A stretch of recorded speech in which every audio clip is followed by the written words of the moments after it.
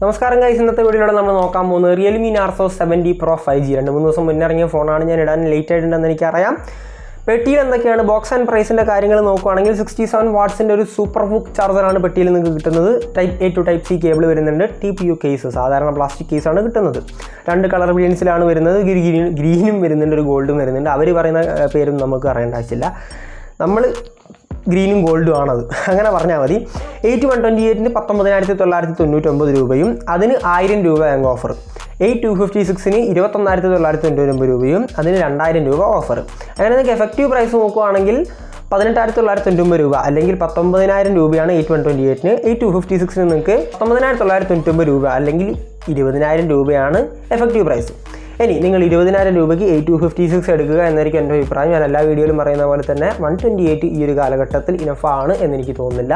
കുറച്ച് future proof 3-4 കൊല്ലം ഉപയോഗിക്കേണ്ടതാണ് ഒരു phone വാങ്ങിക്കഴിഞ്ഞാൽ. കാരണം നമ്മളൊന്നും എപ്പോഴും ഫോൺ എടുക്കുന്ന ടീംസ് അല്ല. കാരണം എപ്പോഴും ഫോൺ എടുക്കുന്ന ടീംസ് ഇല്ലെങ്കിലേ 20,000-നൊക്കെ എടുക്കുള്ളൂ.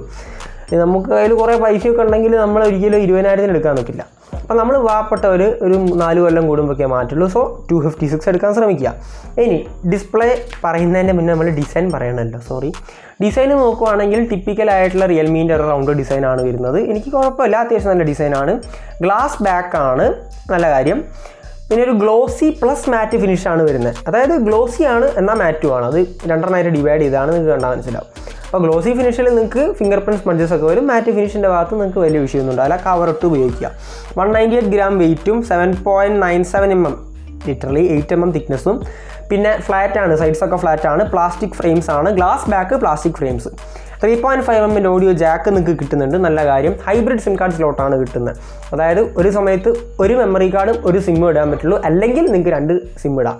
ഒന്നെങ്കിൽ 2 സിം ഇടാം, അല്ലെങ്കിൽ ഒരു സിമ്മും ഒരു മെമ്മറി കാർഡും. ഇനി ഡിസ്പ്ലേ ആൻഡ് ഓഡിയോ ഡിപ്പാർട്ട്മെൻറ്റിനെ കുറിച്ച് നോക്കുന്നതിന് മുന്നേ നിങ്ങളിപ്പോൾ കണ്ടുകൊണ്ടിരിക്കുന്ന ടെക് മലയാളം എന്ന യൂട്യൂബ് ചാനൽ ഞാനാണ് അമർനാഥ്. നിങ്ങളുടെ ടെക് റിലേറ്റഡ് എന്ത് കണ്ടന്റിന് വേണ്ടിയും ഈ ഒരു ചാനൽ സബ്സ്ക്രൈബ് ചെയ്ത് തൊട്ട് ബെല്ലേക്ക് അമർത്തിയിടാൻ മറക്കണ്ട. സോ നമുക്ക് ഡിസ്പ്ലേ ആൻഡ് ഓഡിയോ ഡിപ്പാർട്ട്മെൻറ്റിനെ കുറിച്ച് നോക്കുന്ന സമയത്ത് 6.67 ഇഞ്ചസിൻ്റെ ഫുൾ HD+ OLED സ്ക്രീനാണ്. ഫ്ലാറ്റ് സ്ക്രീനാണ്, ഫ്ലാറ്റ് AMOLED സ്ക്രീനാണ്. 120 ഹെർട്സിൻ്റെ റിഫ്രഷ് റേറ്റ്, 2200 ഹെർട്സിൻ്റെ ഇൻസ്റ്റൻറ്റ് ടച്ച് സാമ്പിളിംഗ് റേറ്റ് ഗെയിമിങ്ങിൻ്റെ സമയത്ത്. 2000 നിറ്റ്സിൻ്റെ HDR സപ്പോർട്ടിൽ HDR10 വരുന്നുണ്ട്. അതിൽ നിങ്ങൾക്ക് പീക്ക് ബ്രൈറ്റ്നസ് എത്രയാണ്? 2000 നിറ്റ്സിൻ്റെ അത് പീക്ക് ബ്രൈറ്റ്നസ് ആണ്. നോർമൽ ബ്രൈറ്റ്നസ് മോഡിൽ നിങ്ങൾക്ക് അത്യാവശ്യം നല്ല ബ്രൈറ്റ്നസ് ഒക്കെ എന്തായാലും കിട്ടുന്നുണ്ട്. HDR10 വൈഡ് വൻ L1 നൈസ് ബെസൽസ്, നൈസ്, ഞാൻ അങ്ങനെ എഴുതി വെച്ച്. അത്യാവശ്യം നല്ല ബെസൽസ് ആണ്, വലിയ കുഴപ്പമൊന്നുമില്ല. കാണാൻ നിങ്ങൾക്ക് കണ്ടാൽ തന്നെ മനസ്സിലാവും. ഡ്യുവൽ സ്റ്റീരിയോ സ്പീക്കേഴ്സ് വരുന്നുണ്ട്. ഹൈറസിൻ്റെ സപ്പോർട്ടും ഡോൾബി അറ്റ്മോസിൻ്റെ സപ്പോർട്ടും വരുന്നുണ്ട്. സോ മൾട്ടിമീഡിയ എക്സ്പീരിയൻസ് ഒന്നായിട്ട് നോക്കുമ്പോൾ അത്യാവശ്യം നല്ല ഫോണാണ്. ഇനി പെർഫോമൻസ് റേഞ്ച് നോക്കുവാണെങ്കിൽ MediaTek Dimensity 7050 5G ചിപ്സെറ്റ് ഈ പ്രൈസ് റേഞ്ചിൽ ഏറ്റവും ബെസ്റ്റ് ആണെന്ന് ഞാൻ ഒരിക്കലും പറയില്ല. 6,02,000 സ്കോറാണ് കിട്ടുന്നത്. LPDDR4X, UFS 3.1, നല്ല കാര്യം. UFS 3.1 കൊടുത്തു, UFS 2.2 ആക്കിയില്ല. 6nm ഫാബ്രിക്കേഷൻ ടെക്നോളജിയിൽ ഉണ്ടാക്കിയ ചിപ്സെറ്റാണ്. സോ ബാറ്ററി ലൈഫും അതിനനുസരിച്ച് ഉണ്ടാവുള്ളൂ. സോ ഇതിലും നല്ല ചിപ്സെറ്റ് ഫോർ എക്സാമ്പിൾ MediaTekൻ്റെ Dimensity 7200 നമുക്ക് ഈ ഒരു പ്രൈസ് റേഞ്ചിൽ കിട്ടാനുണ്ട്. സോ അത് വെച്ച് നോക്കുമ്പോൾ ഇതൊരു പെർഫെക്റ്റ് ഗെയിമിംഗ് ഫോണെന്നൊന്നും ഞാൻ പറയത്തില്ല. പക്ഷേ അത്യാവശ്യം നല്ല 40 FPS HDR ഗെയിമിംഗ് ഒക്കെ BGMIയിൽ പറ്റും. COD 90 FPS ഓടും, വലിയ കുഴപ്പമില്ല. 5000 mAh ബാറ്ററി, പക്ഷേ 67 വാട്ട്സിൻ്റെ ഫാസ്റ്റ് ചാർജിങ് സപ്പോർട്ട് വരുന്നുണ്ട്.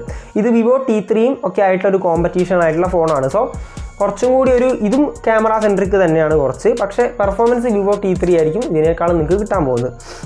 ഇനി ഡിസ്പ്ലേ ആൻഡ് ഓഡിയോ അത്യാവശ്യം നല്ലതാണെന്ന് പറഞ്ഞു. പെർഫോമൻസും നല്ലതാണ്, ഡേ ടു ഡേ യൂസേജൊന്നും വലിയ കുഴപ്പമുണ്ടാവില്ല. പക്ഷേ നിങ്ങൾക്ക് ഇൻ്റഗ്രേറ്റഡ് അല്ല ഡെഡിക്കേറ്റഡ് ഗെയിമിംഗ് ഫോണൊന്നും അല്ല, അതിനുള്ള ഫോണൊന്നും അല്ല. നിങ്ങൾക്ക് ഈ കുറച്ചുകൂടി നല്ല പെർഫോമൻസ് ഈ ഒരു പ്രൈസ് റേഞ്ചിൽ കിട്ടാനുണ്ട്. ഇനി സോഫ്റ്റ്വെയർ എക്സ്പീരിയൻസിനെ കുറിച്ച് നോക്കുവാണെങ്കിൽ Android 14 Realme UI 5.0 based on Android 14, 2 വർഷത്തെ Android അപ്ഡേറ്റ്, 3 വർഷത്തെ സെക്യൂരിറ്റി പാച്ച് അപ്ഡേറ്റ്, Android 16 വരെ നിങ്ങൾക്ക് കിട്ടും. ഇനി ബ്ലോട്ട്വെയറുകൾ കുറവാണ് ഇപ്രാവശ്യം. പിന്നെ എയർ ഗസ്റ്റേഴ്സിൻ്റെ ഫീച്ചർ വരുന്നുണ്ട്. അതായത് നമ്മളിങ്ങനെ റീൽസൊക്കെ ഇങ്ങനെ ദൂരെ വെച്ചിട്ട് ഇങ്ങനെ കടന്നിട്ട് ഇങ്ങനെ നോക്കുന്ന മടിയന്മാരാണെങ്കിൽ നമുക്കിങ്ങനെ വെറുതെ കൈ കൊണ്ടാക്കി കഴിഞ്ഞാൽ നമുക്ക് മറ്റേ ഇതില്ലേ ക്യാമറയിലുള്ള ആക്സസിലൂടെ നമ്മൾ കൈ ഇങ്ങനെ ആക്കുന്നത് കണ്ടിട്ട് റീൽസൊക്കെ ഇങ്ങനെ പൊന്തിപ്പോകും. മടിയന്മാർക്കുള്ള ഫീച്ചറാണ്, നിങ്ങൾ ഒരിക്കലും ഉപയോഗിക്കരുതെന്നാണ് പറയുക. കാരണം റീൽസിൻ്റെ അഡിക്ഷൻ കാരണം ഇപ്പം സമയം കിട്ടാത്ത ഒരാളാണ് ഞാൻ. എൻ്റെ പേഴ്സണൽ എക്സ്പീരിയൻസ് എന്ന് പറയുക, ഒഴിവാക്കാൻ നോക്കുക, വല്ല നല്ല കാര്യങ്ങളും ചെയ്യാൻ നോക്കുക. ഇനി ഡൈനാമിക് ഐലൻഡ് വരുന്നുണ്ട്, കോപ്പി അടിച്ച ഫീച്ചറാണ് എങ്കിലും വരുന്നുണ്ട്, നല്ല കാര്യം. ഇനി മറ്റ് ഫീച്ചേഴ്സിനെ കുറിച്ച് നോക്കുകയാണെങ്കിൽ വലിയ കുഴപ്പമില്ലാത്ത സോഫ്റ്റ്വെയർ ആണ് കേട്ടോ. ഞാൻ പേഴ്സണലി ഉപയോഗിക്കുന്ന സോഫ്റ്റ്വെയർ ആണ് റിയൽമി. നിങ്ങളിപ്പോൾ കണ്ടിരിക്കുന്ന ക്യാമറ റിയൽമിയുടെ ക്യാമറയാണ്, Realme Narzo 30 5G for your kind information. ഇനി ഒരു കുഴപ്പമില്ലാത്ത സോഫ്റ്റ്വെയർ ആണ്, കുറച്ചൊക്കെ ആഡ് മെറിപ്പിക്കലൊക്കെ ഉണ്ടാവും, പക്ഷേ നമുക്ക് ഉപയോഗിക്കാം, വലിയ ബഗ്ഗും കാര്യങ്ങളൊന്നുമില്ല.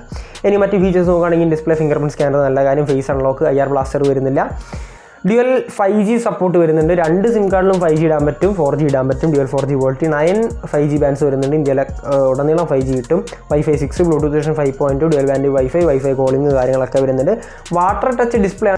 ഇനി ലാസ്റ്റ് ആൻഡ് ഫൈനലായിട്ട് നമ്മൾ ക്യാമറ സെറ്റപ്പ് നോക്കുകയാണെങ്കിൽ 50 MP സോണി IMX 890 സെൻസറാണ് with optical image stabilisation, 8 MP ഒരു അൾട്രാ വൈഡും 2 MP മാക്രോയും, 16 MP selfie camera, 4K 30 FPS ആണ് ബാക്കിലെ പ്രൈമറി ക്യാമറ എടുക്കാൻ പറ്റുക. സെൽഫിയിൽ നമുക്ക് 16 MP ആണ്, obviously 1080p 30 FPS.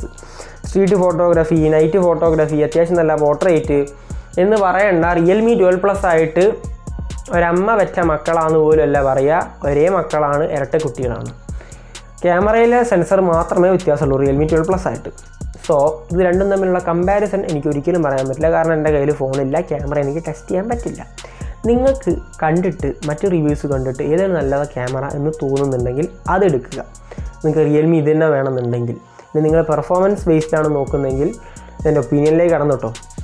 Performance based ആണ് നോക്കുന്നതെങ്കിൽ നിങ്ങൾക്ക് വേറെ ഫോൺസ് ഉണ്ട്, ഞാൻ പറഞ്ഞു.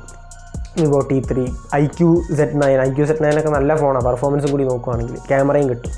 സോ ആ ഒരു രീതിയിൽ നോക്കുന്ന സമയത്ത് നിങ്ങൾക്ക് ചിലപ്പം, പക്ഷേ വിവോ T3യിൽ നിങ്ങൾക്ക് ഇത് കിട്ടുന്നില്ല, അൾട്രാ വൈഡ് കിട്ടുന്നില്ല, അതിവിടെ കിട്ടുന്നുണ്ട്. വിവോ T3 44 വാട്ട്സേ ഉള്ളൂ, ഇവിടെ 67 വാട്ട്സ് ഉണ്ട്. അപ്പോൾ നമ്മളത് കമ്പയർ ചെയ്തിട്ട് വേണം എടുക്കാൻ. സോ ഇതും നല്ല ഫോൺ തന്നെയാണ്, കാരണം 67 വാട്ട്സ് ഉണ്ട്, അത്യാവശ്യം നല്ല ക്യാമറ സെറ്റപ്പ് ഉണ്ട്, 8 MP അൾട്രാ വൈഡും നല്ല ക്യാമറ സെറ്റപ്പും വരുന്നുണ്ട്, നല്ല ചിപ്സെറ്റും കാര്യങ്ങളൊക്കെ വരുന്നുണ്ട്. സോ എടുക്കാൻ പറ്റുന്ന ഫോണാണ്, ഞാൻ ഉറപ്പായിട്ടും പറയും, എടുക്കാൻ പറ്റുന്ന ഫോണാണ്. വാല്യൂ ഫോർ മണിയിലേക്കൊന്നും വന്നോന്ന് എനിക്ക് അറിയില്ല, പക്ഷേ തോന്നുന്നില്ല, ഭയങ്കര അഗ്രസീവ്ലി പ്രൈസ്ഡ് ഒന്നുമല്ല, പക്ഷേ നമുക്ക് എടുക്കാൻ പറ്റും. നല്ല ഡീസൻറ്റ് ഫോണാണ്, അത്യാവശ്യം നല്ല രീതിയിൽ ചെയ്തിട്ടുണ്ട്. റിയൽമീൻ്റെ നല്ല രീതിയിൽ ചെയ്തൊരു ഫോണായിട്ട് തോന്നി. റിയൽമി 12 സീരീസിൽ ഇതുവരെ നല്ലതൊന്നും ഞാൻ അധികം കണ്ടിട്ടില്ലായിരുന്നു. സോ എന്ന് മാത്രം പറഞ്ഞുകൊണ്ട് ഇന്നത്തെ വീഡിയോ എത്രമാത്രം കൂടുതൽ വീഡിയോസിന് വേണ്ടി ചാനൽ സബ്സ്ക്രൈബ് ചെയ്യുക, തൊട്ട് ബെല്ലൈക്കൻ അമർത്തുക, വീഡിയോ ഇഷ്ടപ്പെട്ട ലൈക്ക് ചെയ്യുക, ഷെയർ ചെയ്യുക, കമൻറ്റ് ചെയ്യുക, എൻ്റെ ഇൻസ്റ്റാഗ്രാം ഒക്കെ ഒന്ന് പോയി ഫോളോ ചെയ്യാൻ മറക്കണ്ട. അടുത്തൊരു നല്ല വീഡിയോയിൽ കാണാൻ എല്ലാവർക്കും സ്റ്റേ സേഫ്, ബൈ.